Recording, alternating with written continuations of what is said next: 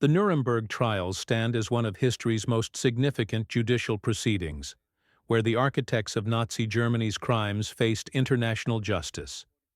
But the machinery of these trials required more than judges and prosecutors. It needed staff, guards, translators, and support personnel. Among them were former SS officers, men who had once served the very regime now being prosecuted. As the war ended in May 1945, Allied forces swept across Germany, capturing millions of soldiers and Nazi Party members. The SS, Hitler's elite paramilitary organization, was particularly targeted. Its members had operated concentration camps, carried out mass executions, and enforced the regime's most brutal policies. When captured, SS men were identified by blood group tattoos under their left arms, a mark that became evidence of their service. The Allies faced an enormous administrative challenge. Germany lay in ruins, its infrastructure shattered, its population desperate. To establish order and prepare for the trials, Allied authorities needed German-speaking personnel who understood military protocol and bureaucratic systems. This created a complicated situation. Some former Wehrmacht and even SS officers possessed skills the occupation forces required. In Nuremberg, preparations for the International Military Tribunal began in autumn 1945. The Palace of Justice had survived Allied bombing relatively intact. American, British, French, and Soviet teams arrived to build the prosecution case against 24 major Nazi leaders. The logistical demands were staggering, requiring translators, clerks, drivers, maintenance workers, and security personnel. The U.S. Army administered the trial facilities and relied heavily on German civilian employees. Background checks were conducted, but the vetting process was imperfect. Former Nazi Party members were officially barred from employment, yet the denazification process moved slowly. In practice, many Germans with technical skills found work with occupation authorities, their pasts sometimes overlooked or incompletely investigated. Documents from the period reveal that several individuals with SS backgrounds did work in support roles around Nuremberg, though not in positions directly affecting trial proceedings. These men typically served in maintenance, transportation, or low-level administrative functions. Their employment reflected the chaotic post-war reality, where Allied authorities prioritized functionality over ideological purity in hiring. One documented case involved former SS members working as drivers and laborers for U.S. military units in the Nuremberg area. These individuals had been processed through prisoner-of-war camps, interrogated, and classified as low risk. They were not war criminals themselves but had served in SS administrative or support units. Allied policy distinguished between combat SS divisions and those who committed atrocities. The trials themselves began on November 20, 1945, with indictments for crimes against peace, war crimes, crimes against humanity, and conspiracy. The proceedings were meticulously documented. 600,000 feet of film captured the courtroom scenes. Each word was translated simultaneously into 4 languages, a technical innovation that required skilled linguists, some of whom had complex wartime histories. Among the German translators and clerks hired for the trials, several had served in the Wehrmacht. Their military experience made them valuable for understanding German military documents and terminology. While the SS was declared a criminal organization by the tribunal, individual members could argue they had not personally committed crimes. This legal distinction allowed some former SS men to avoid prosecution. After the main trial concluded in October 1946, 12 subsequent proceedings targeted specific groups: doctors, judges, industrialists, and military commanders. These trials continued until 1949 and required even more support staff. The American occupation zone employed thousands of Germans in various capacities, and screening every individual's wartime service proved impossible, given the scale of operations. Denazification tribunals operated throughout occupied Germany, categorizing former Nazis into 5 groups ranging from major offenders to exonerated persons. The process was plagued by inconsistency. Some war criminals escaped detection while minor party members faced harsh penalties. Former SS officers who had not directly committed crimes sometimes received light sentences or were reclassified as followers rather than activists. By 1948, Cold War tensions shifted Allied priorities. The Soviet Union emerged as the new adversary, and West German cooperation became strategically valuable. Denazification efforts weakened considerably.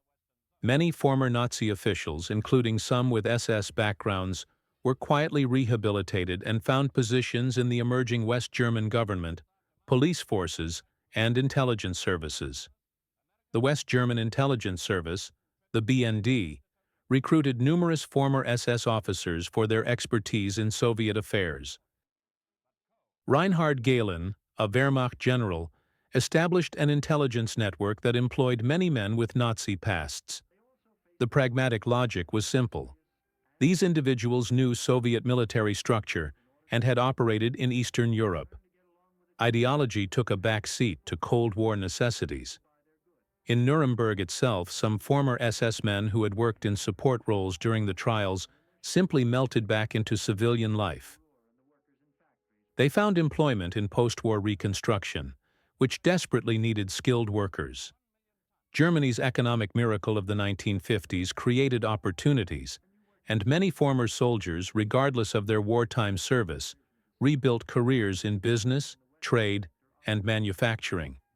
Others emigrated. Rat lines, escape routes facilitated by sympathetic clergy and organizations, helped thousands of Nazi fugitives reach South America, particularly Argentina, Brazil, and Paraguay.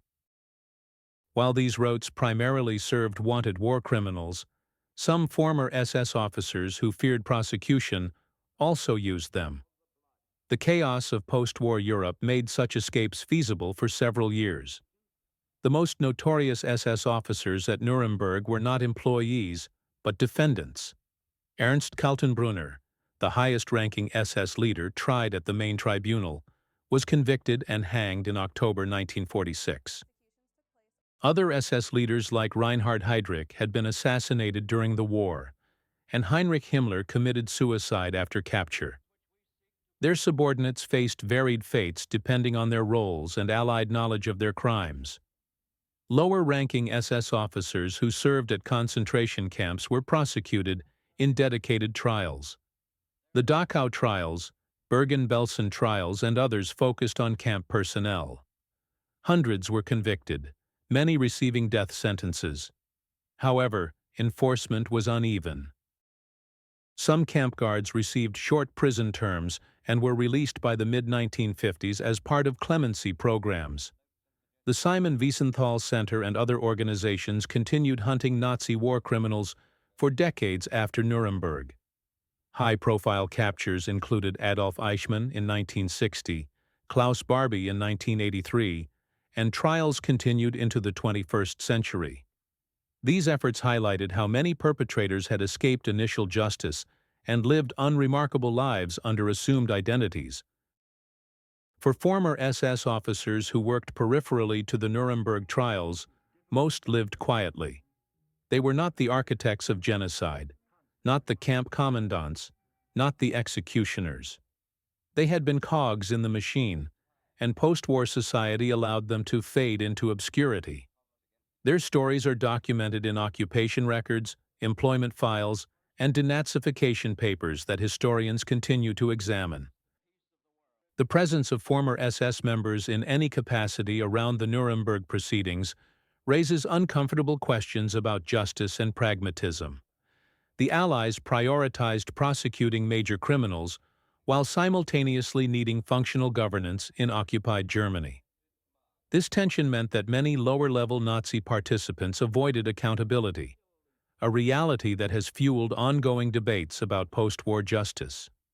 By the 1960s, West Germany began confronting its Nazi past more directly. The Frankfurt Auschwitz trials and other proceedings brought renewed attention to unpunished crimes.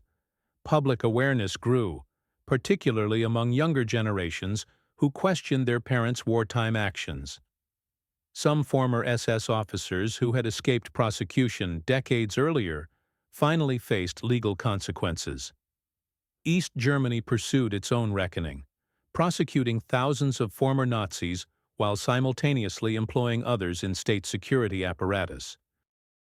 The Stasi recruited individuals with intelligence experience regardless of their Nazi pasts when it served communist objectives.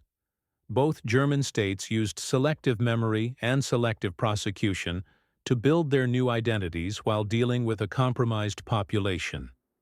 The complete story of every SS officer who worked in Nuremberg during or after the trials may never be fully known.